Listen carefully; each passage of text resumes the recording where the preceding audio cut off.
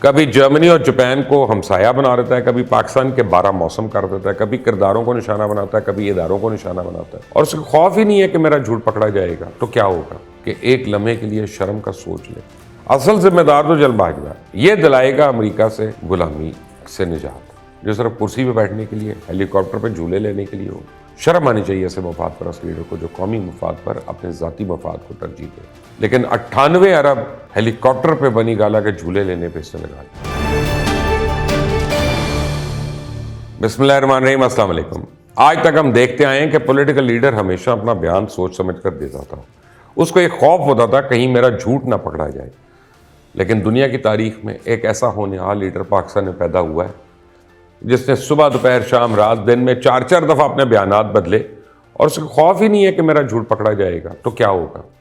कभी झूठी कहानियों पर अपने हरीफों पर हमला करता है, कभी हवाई किस्सों पर, इदारों पर हमला करता है, कभी सुनाई सुनाई दुनिया की तरक्की की कहानियाँ सुना के लोगों की दिलजोई करता है, कभी जर्मनी और जापान को हमसाया बना देता है, कभी पाकिस्तान के 12 मौसम कर देता है, कभी किरदारों को निशाना बनाता है, कभी इदारों को निशाना बनाता है। चीफ इलेक्शन कमिश्नर लगाता है तो कहता है कि मैंने लगाया। जब खुद अपोजिशन में आता है तो उसको शरीफों का गुलाम कह देता है। जब हुकूमत में होता है तो गला फाड़ फाड़ कर कह रहा होता है कि जो भी हो रहा है मेरी मर्जी से हो रहा है। जब अपोजिशन में आता है तो कहता है कि असल सुपर किंग तो कोई और था। गला फाड़ फाड़ कर बाइख्तियार वज़ीर आज़म होने का दावा करना और जब अपोजिशन में आना तो कठपुतली होने का रोना रोना। जब वज़ीर आज़म होता है तो अदम एतमाद को खुदा की तरफ से नेमत करार देता है। जब अदम एतमाद कामयाब हो जाती है तहरीक तो उसको अमेरिका की साजिश करार दे देता है। ना सिर्फ उसे अमरीकी साजिश करार देता है बल्कि मुल्क में सिपह सलार को ही मीर जाफर मीर सादिक के टाइटल बांटना शुरू हो जाता है। उल्टा इस हुकूमत को या किसी हुकूमत को इम्पोर्टेड करार दे देता है। जो अरकान असेंबली छोड़ते हैं उनको मुशरिक करार देता है। जो खुद 5-5 बंदे खरीदना है या उनकी ऑडियो लीक होती है तो उसको शर्म भी नहीं आती। कभी एक जनरल को दुनिया का सबसे अजीम जनरल कह देता है तो अपने मफादात को जख्म पहुँचने पर उसे अगले ही लम्हे में गद्दार कह देता है। मोहसिन कुशी के तमाम रिकॉर्ड्स तोड़ चुका है। ऑडियो लीक्स की सूरत में इसके तमाम झूठ बेनकाब हो चुके हैं। प्ले बॉय का जिक्र हो तो कहता है हाँ मैं प्ले बॉय था। गलत निकाह से लेके फोश गुफ्तगू तक हर चीज़ का पोल खुल चुका है। लेकिन मजाल है कि एक लम्हे के लिए शर्म का सोच ले, आगे से आगे नई फुलझड़ी छोड़ रहा है। एक के बाद एक ड्रामा कर रहा है, एक के बाद एक झूठ बोल रहा है, एक से एक इदारे की बेहुरमती कर रहा है, आइन और कानून को पामाल कर रहा है, मुल्क की मईशत से लेकर दिफा तक हर चीज़ पर साजिश कर रहा है। लेकिन मजाल है किसी के कान पे जूं रेंग जाए। अब मौसूफ ने एक नई फुलझड़ी छोड़ी है। कहते हैं नवाज शरीफ की शर्त है कि पहले इमरान खान को नाअहल करो और जेल में डालो। फिर कभी कहता है कि जी साबिक आर्मी चीफ का फेवरेट शहबाज शरीफ था, शहबाज शरीफ को वज़ीर आज़म बनाने का फैसला उन्होंने पहले ही कर लिया था। अब कहता है कि जी जब हम सेम पेज पे थे, मेरी हिमायत की जा रही थी, तब सब ठीक था, जनरल बाजवा बहुत अच्छा था। लेकिन जब सेम पेज फट गया तो जनरल बाजवा बहुत बुरा हो गया। और यही सवाल तो मैं तुमसे पूछता हूँ कि माजी में जब पैम्पर्स चेंज हो रहे थे तो क्या कहा करते थे और अब क्या कह रहे हो? सुनते जाओ, शर्माते जाओ। पहले कहता था जनरल बाजवा ने मुश्किल वक्त में जिस तरह से मुश्किल वक्त में इस हुकूमत की मदद की, जनरल साहब हमारे साथ खड़े रहे हैं। अब क्या कहता है? जनरल बाजवा ने वो किया जो दुश्मन भी नहीं कर सके। NRO जनरल मुशर्रफ ने दिया था, अभी NRO 2 बाजवा ने दे दिया। पहले कहता था मेरे ख्याल में जनरल बाजवा जो है ये सबसे ज़्यादा न्यूट्रल और प्रो डेमोक्रेटिक जनरल है। और अब क्या कहता है? इस मुल्क में जो असल जुल्म किया गया वो जनरल बाजवा ने किया। पहले क्या कहते थे भाई साहब कि जनरल बाजवा एक सुलझे हुए आदमी है, इनके अंदर ठहराव है, लेकिन मुझे बर्दाश्त करें क्योंकि वो डेमोक्रेसी के ऊपर यकीन रखते हैं। अब इन 7 महीनों के अंदर जो खुली दुश्मनी हमारे साथ की गई मैंने कभी ये नहीं देखा। पहले क्या कहते थे? General Bajwa totally democratic government के साथ खड़े हैं। अब कहते हैं मैंने कभी इस तरह की सख्त ह्यूमन राइट्स की वायलेशन इस दौर में नहीं देखी जो इस वक्त मैं जनरल बाजवा के दौर में देख रहा हूँ। पहले कहता था जनरल बाजवा मैं आपको दाद देता हूं कि आर्मी बैकग्राउंड से होते हुए जितना आपने तालीम पर तवज्जो देते हैं और एम्फोसिस देते हैं, इसलिए मैं आपको खराज तहसीन पेश करता हूं। और अब लोग प्याज रोटी खाते हैं, 400% कीमत बढ़ चुकी है, इनके टमाटर की कीमत 300% बढ़ चुकी है। पहले कहता था 25 साल पहले जब मैंने सियासत शुरू की थी तो मैं इसलिए नहीं आया था कि टमाटर की क्या कीमत है और आलू की क्या कीमत है। अब मैंने अपनी ज़िंदगी में आज तक इस तरह का जुल्म नहीं देखा जो आज हो रहा है।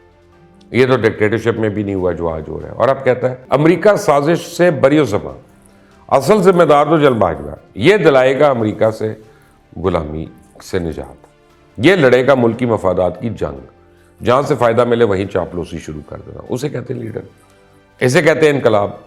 ऐसे इनकलाब पे तो 3 हर्फ भेज सकता हूँ। मौसूफ फरमाते हैं जो कुछ भी हुआ इसके बाद अब जैसे जैसे खबरें सामने आ रही हैं, ये चीज़ें सामने आ रही हैं, उससे तो ये नज़र आ रहा है कि अमेरिका नहीं था जिसने मुझे पाकिस्तान को मुझे निकालने को कहा। बदकिस्मती से जो शवाहिद सामने आई हैं, इनके मुताबिक साबिक army chief general Qamar Javed Bajwa थे जिन्होंने किसी तरह अमेरिकन को ये यकीन दिला दिया कि मैं अमेरिका के खिलाफ हूँ। इमरान खान ने अपने गुज़िश्ता मौक़िफ़ से यू टर्न लेते हुए कहा इससे मुझे बरतरफ करने का मंसूबा वहाँ अमेरिका से इम्पोर्ट नहीं किया गया बल्कि उसको यहाँ पाकिस्तान से एक्सपोर्ट किया गया। जनरल बाजवा सुपर किंग थे, सारे फैसले उनके हाथ में थे। ये वो शख्स है जो बड़ी बेशर्मी से कहता था कि अगर मुझे हुकूमत मिली, इख्तियारात ना मिले तो मैं 2 मिनट में छोड़ दूंगा। कोई है इसको जो वो क्लिप्स दिखा दे इसके अपने? कोई है जो इसका असली चेहरा इसको दिखाए?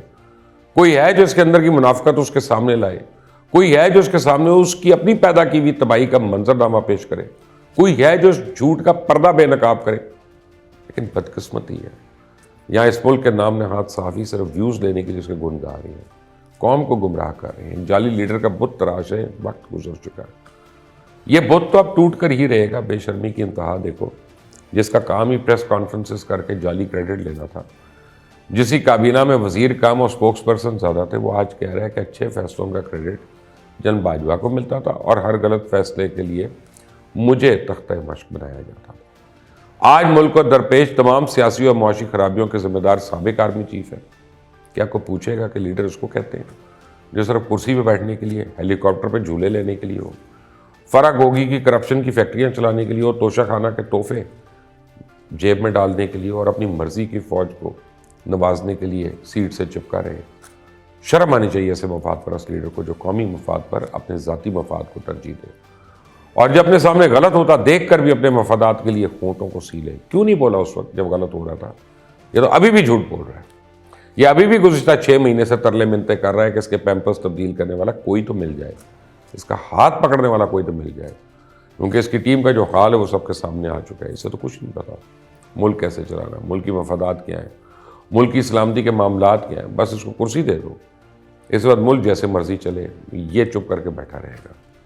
ये है वो शख्स जो पनाह गाहों पे 18 अरब लगा के डंडोरा पीटता था, लेकिन 98 अरब हेलीकॉप्टर पे बनी गाला के झूले लेने पे इसने लगा दिए। ये वही शख्स है ना जिसने कासिम सूरी से आइन शिकनी कराई, लेकिन जब कानून ने अपना रास्ता लिया तो इसने उन्हीं आला अदालतों के खिलाफ एक महाज खोल दिया।